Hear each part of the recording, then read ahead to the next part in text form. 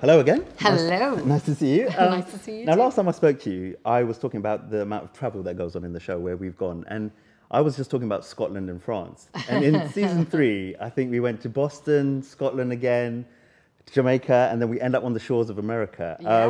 What's it like doing all those different locations? How do you get your head around that? Well, unfortunately, we don't actually go to all those places, but no, it's, this is the great thing about this show. I think it keeps it really fresh for all of us, is that we don't go to the same office every single day. And that's great because it just, it keeps things interesting, and you get new characters who come in all the time, who come in with a lot of enthusiasm and freshness, when we're like 7 months in.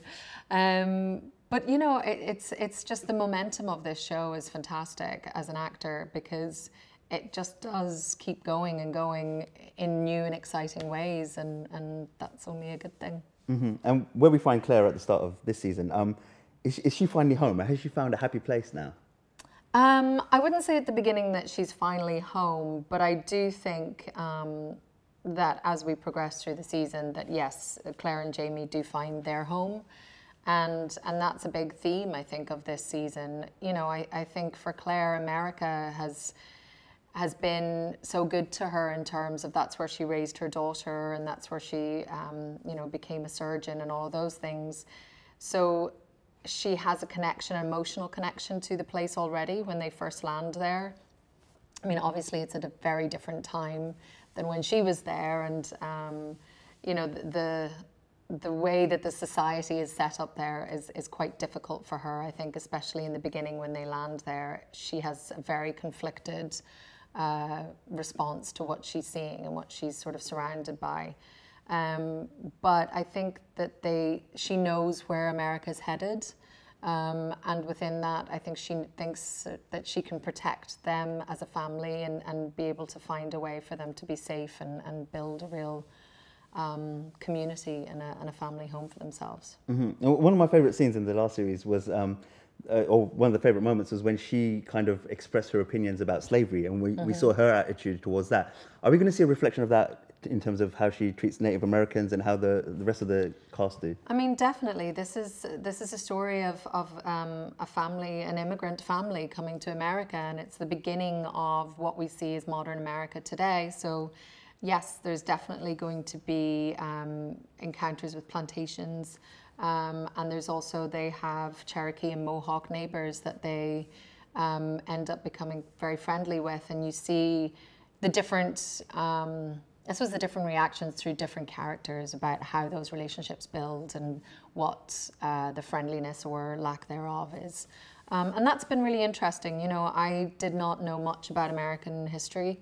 I lived in America for over a decade, but I didn't go to school there, so you don't know all of the back history. And so it's been quite interesting to be able to see that, especially, in the context of today's conversations that are happening. I think people forget sometimes where their origins are, but it's been really interesting to watch that. Mm-hmm. I want to ask about a couple more, I guess, characters from the past.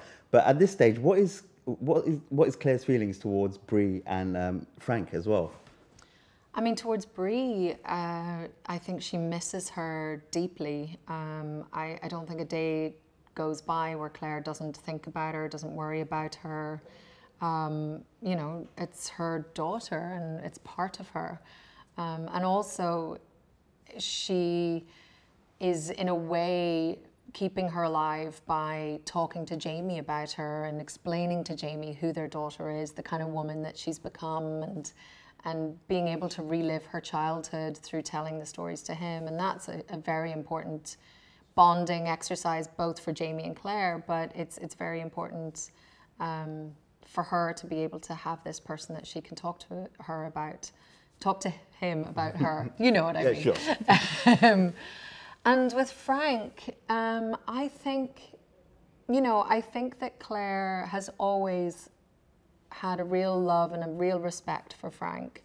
I think that the tension and the anger that they had towards each other was born out of frustration and both of them being unfulfilled in their life. And I think with having some distance from that, you know, I think she's able to see him for the good man that he was, and the good qualities that he had.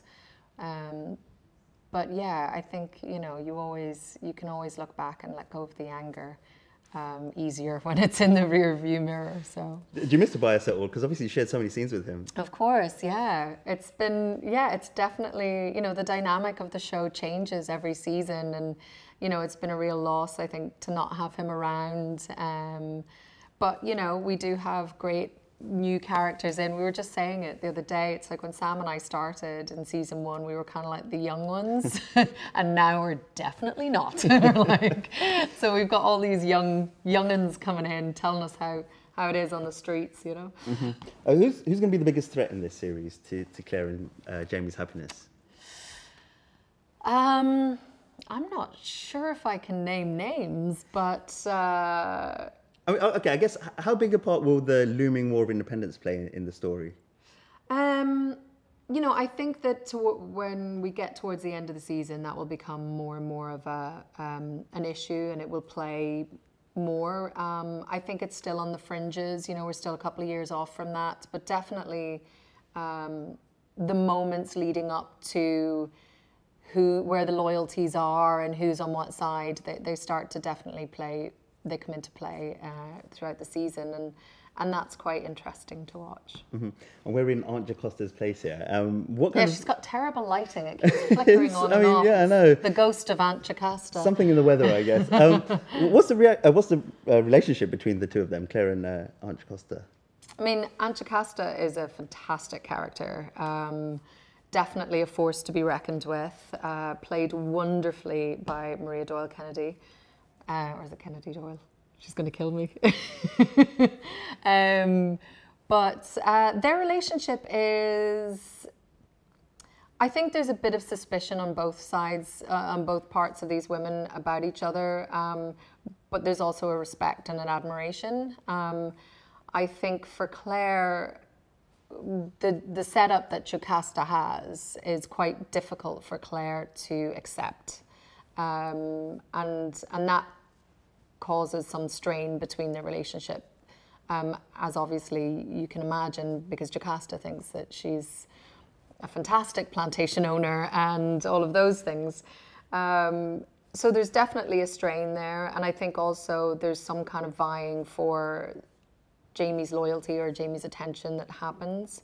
But in the end of the day, I think they're both quite formidable women who are able to recognise and sort of have the respect for each other because of that. Mm-hmm. My final question is, we've seen Claire do all this training and become a surgeon. How much of that is she going to get to use in this new world?